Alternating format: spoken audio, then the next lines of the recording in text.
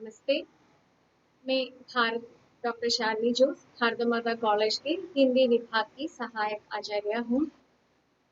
आज मैं इस सत्र में महात्मा गांधी विश्वविद्यालय के बीएससी मॉडल 2 विभाग के दूसरी भाषा हिंदी के पाठ्यक्रम में संकलित महादेवी वर्मा का संस्मरण प्रणाम रवींद्रनाथ ठाकुर के बारे में कहना चाहती हूँ। प्रणाम रवींद्रनाथ ठाकुर महादेवी वर्मा का संस्मरण है।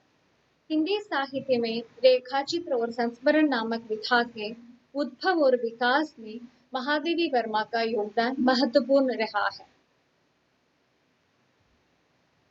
उनके श्रृंखला की कड़ियां पथ के साथी, अतीत के चलचित्र, स्मृति की रेखाएं, मेरा परिवार आदि महादेवी वर्मा के रेखाचित्र एवं संस्मरणात्मक निबंधों के संकलन है। वे अनेक पुरस्कारों से सम्मानित कवयित्री हैं।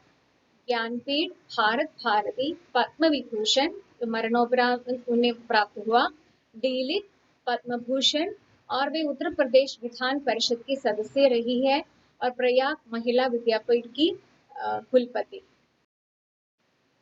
1907 में जन्मी महादेवी वर्मा का निधन 1987 में सितंबर 11 को हुआ था।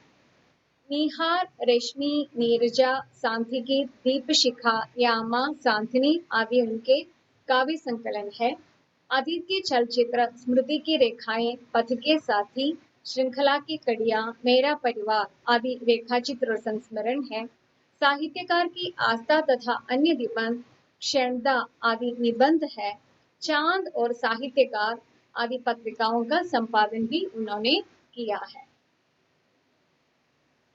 प्रणाम रवींद्रनाथ टैगोर में महादेवी रवींद्रनाथ टैगोर जैसे विलक्षण प्रतिभा के धनी और बहुमुखी प्रतिभा वाले महान साहित्यकार के बारे में अपनी अनूठी भाषा में कहती है।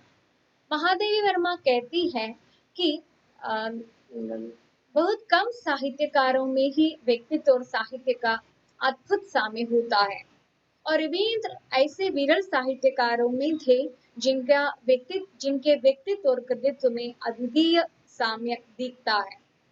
इसमें रवींद्र के केश कलाप से लेकर उनके नासिका, अधर आदि का वर्णन करती हुई यह दिखाने की कोशिश करती है कि उनमें मनुष्य होने का गर्व था, इसलिए जो भी मनुष्य उनके सामने जाता था प्रसन्नता का अनुभव करता था। उनके अधर उनके दृढ़ व्यक्तित्व की झलक देते थे। उनका मुक्त हास सबके दिलों को आर्द्र बनाता था। ग्वालिन और वृद्ध के अनुभव कथन द्वारा महादेवी वर्मा यह व्यक्त करती है कि वे सहृदय पड़ोसी और वात्सल्य भरे पिता थे।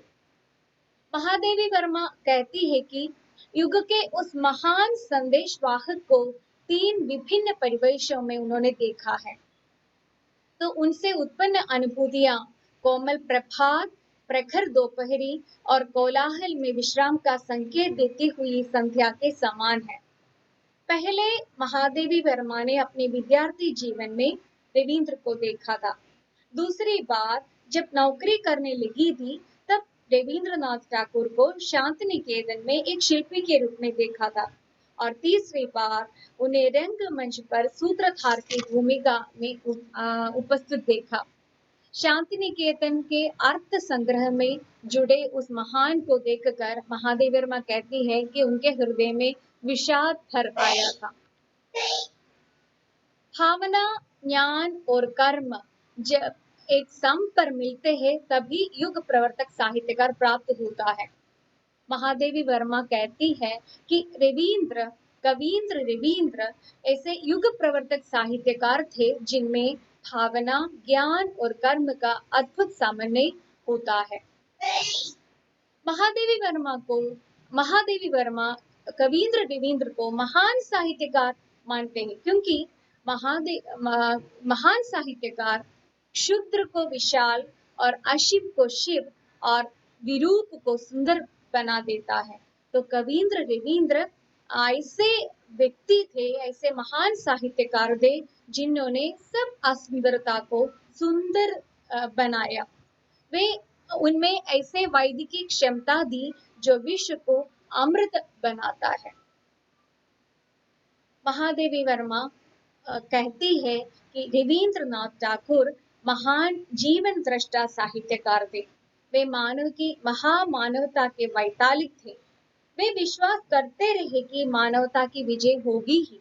मानवता के उज्जवल भविष्य की कामना करने वाले उस महान साहित्यकार के बारे में कहते हुए महादेवी वर्मा के शब्द जो है वह कम नहीं होता।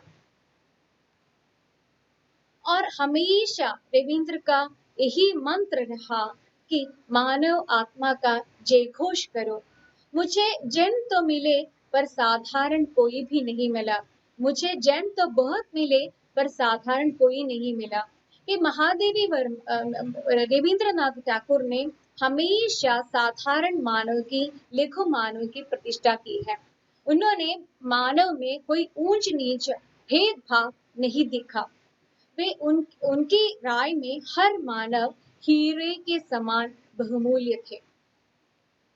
महादेवी वर्मा की सबसे बड़ी विशेषता, उनके रेखा चित्रों की सबसे बड़ी विशेषता उनकी अनूठी भाषा है।